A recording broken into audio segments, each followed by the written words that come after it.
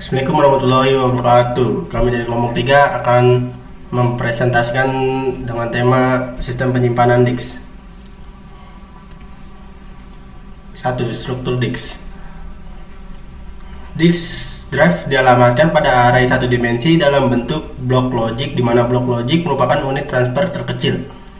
Array satu dimensi dalam blok logik dipetakan ke dalam sektor pada sequential disk. Sektor 0 adalah sektor pertama pada track pertama dari bagian luar silinder. Pemetaan diproses melalui track, kemudian bergerak dari track terluar silinder ke track terdalam. Penjadwalan disk. Penjadwalan disk. Sistem operasi bertanggung jawab dalam hal efisiensi hardware untuk disk drive, berarti dalam hal kecepatan akses dan bandwidth disk.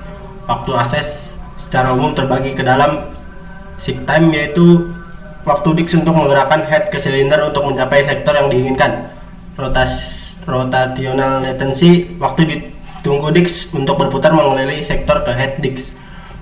Meminimalkan seek time sama dengan seek distance. Disk bandwidth adalah total jumlah bit yang ditransfer dibagi dalam total waktu antara permintaan pertama untuk dilayani hingga transfer selesai.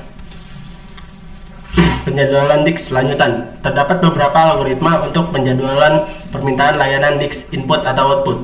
Ilustrasi: terdapat suatu request queue 0 sampai 199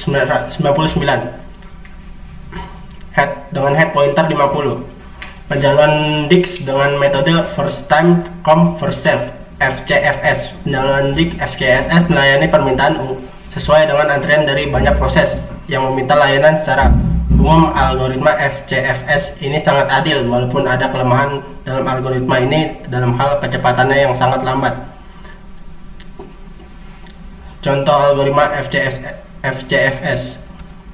Penjadwalan disk lanjutan dengan metode SSTF (Shortest Seek Time First).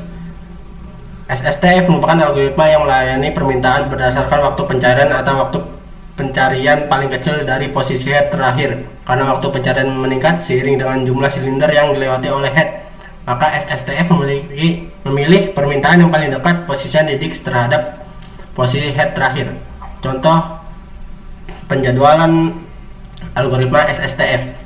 Penjadwalan disk scan. Pada algoritma ini, disk arm bergerak menuju ke silinder paling ujung dari disk. Kemudian setelah sampai di silinder paling ujung, disk arm akan berbalik arah geraknya menuju ke silinder paling ujung lainnya. Algoritma scan disebut juga algoritma lift atau elevator, karena algoritma ini cara kerjanya seperti algoritma yang umum dipakai oleh lift untuk melayani penggunanya. Contoh algoritma scan. Penjadwalan disk algoritma C-scan. Algoritma C-scan merupakan hasil modifikasi algoritma scan untuk mengurangi kemungkinan starvation yang bisa terjadi pada scan. Perbedaan C-scan dengan scan hanya pada bagaimana pergerakan disk arm setelah sampai ke salah satu silinder paling ujung. Pada algoritma scan, disk arm akan berbalik arah menuju ke silinder paling ujung yang lain sambil tetap melayani permintaan yang berada di depan arah pergerakan disk arm. Sedangkan pada algoritma C-scan, sudah mencapai silinder paling ujung, maka disk arm akan bergerak cepat ke silinder paling ujung lainnya tanpa melayani permintaan. Contoh algoritma C-scan. Penjadwalan disk algoritma loop. Algoritma ini seolah-olah seperti bisa melihat. Algoritma yang mempunyai kelemahan scan dan C-scan dengan cara melihat apakah di depan arah pergerakan masih ada permintaan lagi atau tidak. Bila tidak ada lagi permintaan di depannya, disk arm bisa langsung berbalik arah geraknya. Penjadwalan loop seperti scan yang lebih pintar. Contoh algoritma loop. Penjadwalan disk dengan algoritma C-loop. Algoritma ini berhasil memperbaiki kelemahan algoritma C-scan, scan dan loop. Algoritma C-loop memperbaiki kelemahan loop sama seperti algoritma C-scan. Memperbaiki kelemahan C-scan, yaitu pada pergerakan disk arm setelah mencapai silinder yang paling ujung. Contoh algoritma C-loop. Pemilihan algoritma penjadwalan disk SSTF lebih umum dan memiliki perilaku yang lazim untuk kita ketemui. Scan dan C-scan memperlihatkan kemampuan yang lebih baik bagi sistem yang menempatkan beban kerja yang berat kepada disk. Kinerja sistem sangat bergantung pada jumlah dan tipe permintaan. Pelayanan permintaan disk dapat dipengaruhi pula oleh metode alokasi file. Algoritma penjualan disk harus ditulis dalam modul pisah dari sistem operasi, jadi dapat saling mengganti dengan algoritma lain jika diperlukan. Baik SSTF maupun loop, keduanya merupakan pilihan yang paling masuk akal sebagai algoritma yang paling dasar. Oke, nomor 3 yaitu manajemen disk. Manajemen disk, low level formatting or physical formatting, yaitu membagi disk ke dalam sektor di mana controller dapat membaca dan menulis. Yang kedua, untuk menggunakan file yang disimpan pada disk, sistem operasi membutuhkan record dari struktur data yang ada pada disk, yaitu partisi disk ke dalam satu atau lebih kelompok silinder, dan logical formatting atau buat suatu sistem. Yang ketiga, boot block menginisialisasi sistem. Bootstrap disimpan di ROM dan program Bootstrap Leader. Yang keempat, metode sektor sparing digunakan untuk menangani blok yang rusak. Nomor 4 yaitu manajemen swap space. Manajemen swap space adalah manajemen yang merupakan salah satu dari low level text pada sebuah sistem operasi. Swap space merupakan memori virtual dengan cara menggunakan disk space sebagai space tambahan dari memori utama. Kecepatan akses disk lebih lambat daripada kecepatan akses memori. Swap space akan mengurangi performa sistem secara signifikan. Tujuan utama dari perancangan dan implementasi swap space adalah untuk menghasilkan kinerja memori virtual yang optimal. Dalam subbab ini, kita akan membicarakan bagaimana swap space digunakan, di mana letak swap space pada disk, dan bagaimana penanganan swap space. Oke, yang pertama yaitu penggunaan swap space. Penggunaan swap space pada berbagai macam sistem operasi berbeda-beda, tergantung pada algoritma memori manajemen yang diimplementasikan. Swap space ini biasanya disimpan dalam beberapa disk yang terpisah. Jadi beban yang diterima oleh sistem I atau O dari pegging dan swapping bisa didistribusikan ke berbagai I atau O device pada sistem. Swap space yang berlebih memang membuang disk space yang sebenarnya bisa digunakan untuk menyimpan file, tapi tidak menimbulkan risiko yang lain. Yang kedua yaitu lokasi swap space.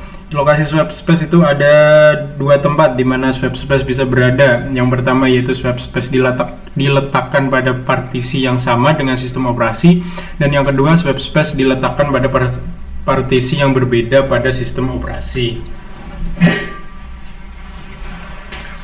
Pengelolaan swap space. Pertama,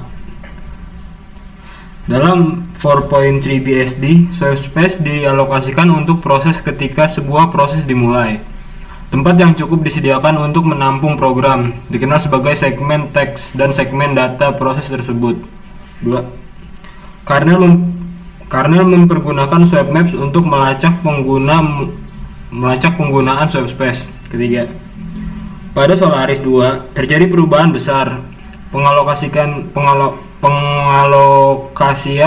swap space hanya dilakukan ketika sebuah halaman atau page dipaksa keluar dari memori, atau tidak dilakukan ketika halaman page dari memori virtual pertama kali dibuat.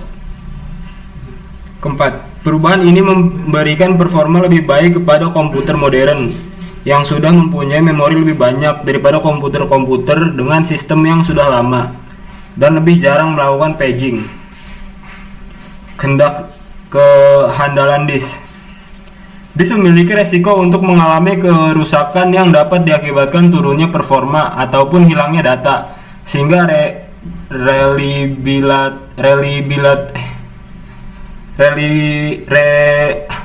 reliabilitas dari suatu disk harus dapat terus ditingkatkan.